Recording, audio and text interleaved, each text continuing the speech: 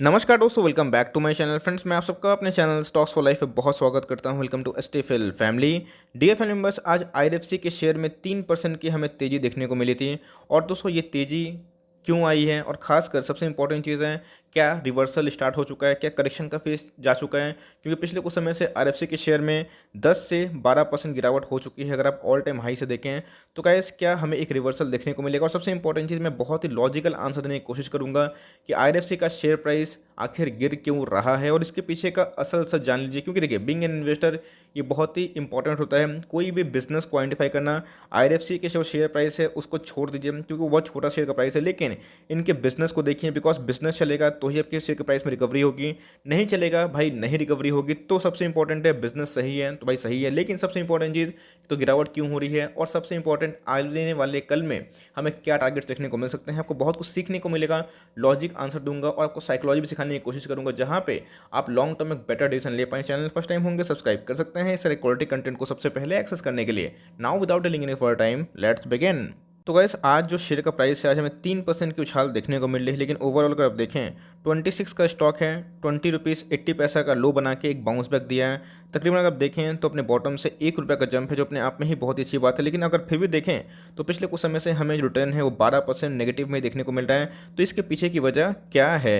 Okay now दोस्तों, आपको मैं वजह बता दूं। सबसे इंपॉर्टेंट चीज़ है वजह जानना, क्योंकि कोई भी इंसान को बीमारी होती है तो उस बीमारी का एक सिम्टम होता है, सिम्टम से ही हमें समझ में आता है बीमारी क्या है। तो बीमारी को हम लोग टेस्ट से देखते हैं कि इसका कहाँ तक स्प्रेड हुआ है, और उसके बाद आइडेंटिफाई करके हम लोग दवा पानी स्टार्ट करते हैं। लेकिन देखिएगा, ये है निफ्टी बैंक। आपको पता है दोस्तों कि जो इंडेक्स की बात की जाए तो निफ्टी बैंक हो गए, निफ्टी आईटी हो गए, बहुत सारे इंपॉर्टेंट रोल प्ले करते हैं। तो निफ्टी बैंक की बात की जाए तो निफ्टी में 34 से लेकर 38% का वेटेज रखते हैं।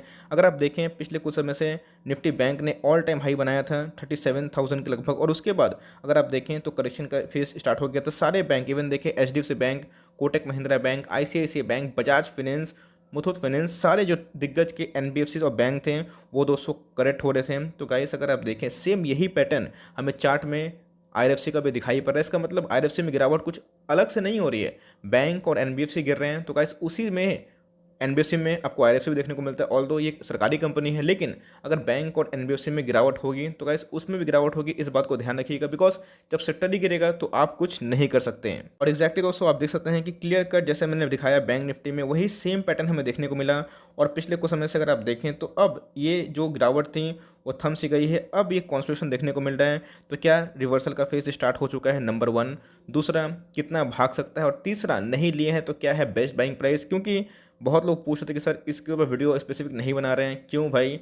मैं हमेशा इसके ऊपर कवर नहीं कर सकता, बिकॉज और सारे न्यूज़ होते हैं। लेकिन यस, आज मैं दोस्तों आपको साइकोलॉजी भी सिखाऊंगा, क्योंकि देखिए जब सेक्टर गिरेगा तो ऐसा नहीं कि सेक्टर से बाहर है दोस्तों, ये भी गिरेगा। लेकिन देखना बनता है क्या कंपनी जो आप निवेश कर रहे हैं वो सही है लॉन्ग टर्म के लिए, क्या वैल्यू फॉर मनी होती है? बिकॉज गिरावट होगी तो रिकवरी भी होगी, इस बात को नोट करके चलें। तो लॉन्ग टर्म का क्या विजन है? क्या आपको एमओएस पे खड़ा है, मार्जिन ऑफ सेफ्टी पे? तो गाइस, आपको पता है कोरोना की वजह से जितने भी रेलवे के शेयर है बहुत पिटाई खाते हुए देखने को मिल रहे हैं। ऐसा कोई बात नहीं कि आरएफसी की बात मैं कर रहा हूँ, आईआरसीटीसी की बात की जाए, रेलटेल की बात की जाए, सब में पिटाई हमें देखने को मिल रही है। आईआरसीटीसी जो कि बहुत दिग्गज कंपनी है, उसका शेयर प्राइस दोस्तों 2073 से 1600 पे देखने को मिल रहा है। तो आप समझ सकते हैं जब पूरा सेक्टर गिरेगा, रेलवे शेयर्स गिरेंगे, एनबीएफसी गिरेगा, तो कैसे ये भी गिरेगा। लेकिन अगर आप देखें तो एक ऐसी कंपनी है जो अपने आप में ही बहुत शानदार वाली बात होती है। मीन्स इनके जो डिविडेंड यील्ड है वो हमें 7 to 8% या फिर उससे भी ऊपर देखने को मिलते हैं। इतना आपको लॉन्ग टर्म में डिविडेंड पे करती है। तो जो डिविडेंड लवर है तो उनके लिए बहुत ही अच्छी बात है। लेकिन ध्यान रखिएगा, कोल इंडिया भी एक हमें सरकारी कंपनी देखने को मिलती है और ये भी देखने को मिलती है। लेकिन गाइस, इधर पे प्राइस टू बुक की बात की जाए तो ये इसके वैल्यू के सस्ता दिखाई पड़ता है। मतलब लॉन्ग टर्म में भाई साहब खोने के लिए कुछ नहीं है और पाने के लिए बहुत कुछ। तो इस में इसी के बारे में डिस्कस कर रहा हूँ। अगर आप देखें मार्केट कैप 28,000 करोड़ की मार्केट कैप है, फेस वैल्यू 10 के लगभग है, इंडस्ट्री पी 6 के लगभग है, और इसका पी वही 6-7 के लगभग है, जो कि मिसिंग है अभी।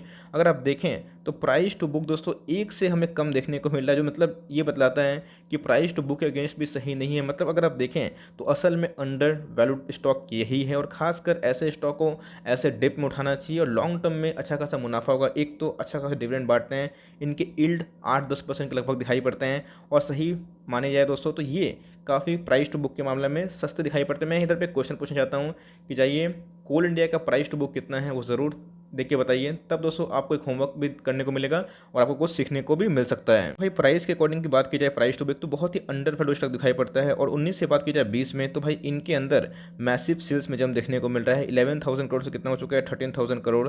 और रेलवे को अकेले फाइनेंस वाली कंपनी है तो कोई टेंशन वाली बात है नहीं। और प्रॉफिट की बात की जाए तो 2200 करोड़ से प्रॉफिट कितना हो चुका है, 3692 करोड़। मतलब अगर आप देखें तो इनके सेल्स भी बढ़ रहे हैं, इनके प्रॉफिट भी बढ़ रहे हैं। तो गाइस आपको टेंशन नहीं लेना है। और सेक्टर भी गिर रहा है, कल सेक्टर भागेगा तो गाइस यही स्टॉक आपको महंगे दामों में फिर से देखने को मिल सकता है। तो उस कंपनी के पास कितना रिजर्व सरप्लस है आपकी आंखों के सामने ही है। कंपनी के पास दोस्तों 19,000 करोड़ का रिजर्व सरप्लस है। अगर आप देखें तो इधर पे पहले कितना था 19 में 15,000 करोड़ का, और बाद में कितना बढ़ चुका है 19,000 करोड़ का। मतलब अगर आप देखें तो इनके पास बहुत ही बड़ी रिजर्व और सरप्लस देखने को मिलती है। इसलिए कंपनी बहुत डिविडेंड बांटती है। ऑफकोर्स जहाँ डिविडेंड मिलता है वहाँ पे ग्रोथ स्लो होता है, लेकिन दोस्तों इनके ग्रोथ देख के आप भी चौंक सकते हैं। तो इनके ग्रोथ आप खुद ही देख लीजिए कितने तेज़ी से इनके ग्रोथ हो रहे हैं। 17, 18, 19 और 20। पहले कितना था 9,000 करोड़ का इनका सेल्स था। उसके बाद कितना हो चुका था 9,200 करोड़। उसके बाद 11,000 करोड़। उसके बाद कितना 13,000 करोड़। और आप देख सकते हैं दोस्तों ये क्लियर कट इनके प्रॉफिट है। पहले 1,000 करोड़ से नीचे प्रॉफिट करते थे, फिर 2,000 करोड़, फिर 2,200 करोड़, और फिर कितना 3,600 करोड़। मतलब इनके प्रॉफिट भी बढ़ रहे हैं, इनके सेल्स भी बढ़ रहे हैं। इनके ऊपर दोस्तों कोई भी एनपीए नहीं है, बिकॉज रेलवे इनके लोन को डिफॉल्ट नहीं कर सकती। वैसे एक ऐसी कंपनी है जो एनपीए मुक्त है, और सही में एनबीएफसी में ऐसी कोई कंपनी होती नहीं है। एनपीए ज़रूर होते हैं जो कि भाई परफॉर्म नहीं करते हैं और नॉन परफॉर्मिंग एसेट हमें देखने को मिलता है। तो इधर पर आप देखें तो खोने के लिए लॉन्ग टर्म में वैल्यूएशन वाइज मैं बोल रहा हूँ कुछ भी नहीं है। अगर आप देखें तो स्टॉक का प्राइस 26 के लगभग था, लेकिन जैसे मैंने बताया कि सेक्टर ही गिर रहा था, एनबीएफसी गिर रहे हैं, बैंक गिर रहा है, निफ्टी करेक्ट हो चुका है ऑल टाइम हाई से। तो वैसे ये भी स्टॉक गिरेगा, और जिनके पास पेशेंस नहीं है वो निकलेंगे, लेकिन जिनके पास पेशेंस है वो ज़रूर इसको पकड़ेंगे, क्योंकि ये स्टॉक में ग्रोथ भी है, इस स्टॉक में डिविडेंड भी है। ऐसा नहीं कि इस स्टॉक में पूरा पैसा लगा देना है, अपने पोर्टफोलियो का 2 से 3% ही वेटेज देना है तो दे सकते हैं, बिकॉज ये जो स्टॉक है आपको सही वैल्यू मिल रहा है। अगर आप देखें तो आज के दिन में 2,21,00,000 जो शेयर्स है वो ट्रेड होते हुए देखने को मिल रहे हैं, और 40% डिलीवरी देखने को मिल रही है। और शेयर्स कितने ट्रेड हुए दोस्तों, हमें 2 करोड़ से ऊपर, और डिलीवरी हमें 90 लाख के लगभग दिखाई दे रही है। मतलब बोलने का मतलब यही है कि इसके पहले मैंने आपको इसी न्यूज़ को कवर किया था स्टॉक फटाफट बहुत बार, जहाँ पे 1.5 करोड़, 1.7 करोड़, 1 करोड़ के शेयर्स हमें डिलीवरीज देखने को मिलता है, और इसीलिए अपने बॉटम से भाग रही है। तो मेरे हिसाब से अगर आप एक ऐसा स्टॉक चाहते हैं जो सस्ता हो, जिसमें लॉन्ग टर्म में एक काबिलियत हो भागने का, तो गाइस ये येस बैंक से बहुत ही शानदार है।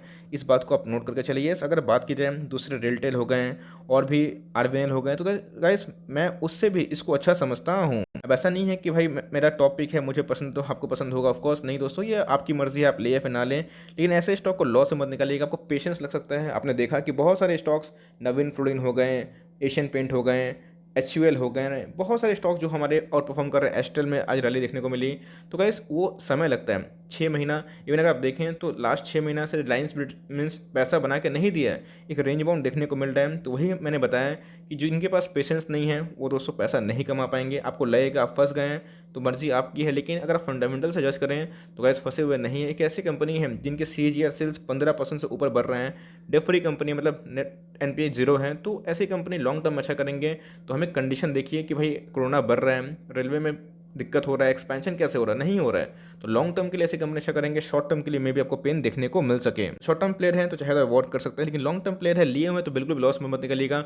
हो सके तो मार्केट में गिरावट हो, नो वन नोस, तो हो सकता है कि 1-2 रुपया 3 रुपया गिर जाए, लेकिन दोस्तों हमें देखना है कि फंडामेंटल कैसे हैं, और जितना गिरेगा आपका मार्जिन ऑफ सेफ्टी लेवल बढ़ जाएगा। याद रखिएगा मैं आपको कोई फोर्स नहीं कर रहा हूँ कि आपको शेयर खरीदना है, मैं आपको बता रहा हूँ कि इस शेयर में क्या खासियत है, और इधर पे आप चाहे तो अवॉइड कर सकते हैं, चाहे तो ग्रोथ मेकिंग स्टॉक पर जा सकते हैं, लेकिन ऐसा स्टॉक चाहते हैं जो कम से कम आपके पोर्टफोलियो में 2-3% वेटेज रखें, और जिनमें हमें एक अच्छा खासा इन फ्यूचर ग्रोथ भी देखने को मिले, डिविडेंड भी ठीक ठाक बटे। तो ऐसी कंपनी को जरूर कंसिडर कर सकते हैं। ऐसी कंपनी लॉन्ग टर्म में अच्छा करेंगे, बिकॉज हमें डिलीवरीज भी ठीक ठाक देखने को मिल रहे हैं। यही कोशिश थी मेरी आपको बताना कि IRFC अकेला नहीं गिरा है, bank Nifty, NBFC, Bajaj finance जैसा शेयर दोस्तों 5800 का स्टॉक 46 मिनट पे है। जब वैसे स्टॉक गिर सकते हैं तो गैस IRFC कुछ नहीं है उनके सामने, फिर भी अपने आप में बहुत ही अच्छी कंपनी है। चाहे तो इस पॉइंट में निवेश कर सकते हैं, लेकिन ध्यान रखिएगा निवेश कोई छोटा मोटा अमाउंट से करिएगा, बड़ा अमाउंट मत लगाइएगा, यही मेरी रिकमेंडेशन है। और चाहे तो मर्जी आपकी है, इसको अवॉइड भी कर सकते हैं, बट लॉस से मत बेचिएगा। आप टाइम दीजिएगा, आपका भाव दोस्तों लॉन्ग टर्म में जरूर निकल के आ सकता है। तो फॉर टाइमिंग ये छोटी सी अपडेट थी। आई होप दोस्तों ये वीडियो आपके लिए हेल्पफुल है। कंटेंट सही लगा तो एक लाइक कर देगा, चैनल फर्स्ट टाइम होंगे तो याद से सब्सक्राइब करना ना भूले। फर्दर कोई डाउट है उसको ड्रॉप कर सकते हो, और कोई स्टॉक रिव्यू चाहिए उसका नाम भी ड्रॉप करेगा। I would love to make a video on your demand. तो गाइस मिलते हैं जल्दी ही, तब तक के लिए बाय। और हाँ दोस्तों, ये कोई रिकमेंडेशन नहीं है कि आपको ये स्टॉक खरीदना है, मर्जी आपकी है, मैं कोई फोर्स नहीं करता हूँ, मैं बताता हूँ कि इनके फंडामेंटल कैसे हैं। बिकॉज कोई स्टॉक को प्राइस से जज मत करिएगा, बिकॉज प्राइस धोखा देते हैं, उसके बाद गिरते हैं। आपने देखा कि सेम हमें डिक्सन में देखने को मिला, सेम हमें एस्टर में देखने को मिला कि टॉप से गिरा दिया गया। तो क्या स्टॉक खराब हो गया? नहीं।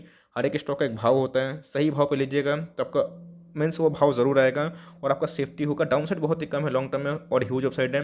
तो अगर पोजीशन बनाते हैं तो अपने फाइनेंशियल एडवाइजर को जरूर सलाह मशवरा लें। बट मेरे हिसाब से कंपनी बहुत बहुत बहुत अच्छी है फॉर लॉन्ग टर्म, डिविडेंड भी देती है और बहुत ही स्टेबल है। चाहे तो थोड़ा निवेश कर सकते हैं और थोड़ा थोड़ा ही अमाउंट करिएगा हर महीना, 10, 20, 50 और इसी से आगे बढ़ सकते हैं। तो गाइस मिलते हैं जल्दी ही, तब तक के लिए bye. Thanks for listening friends, God bless you all.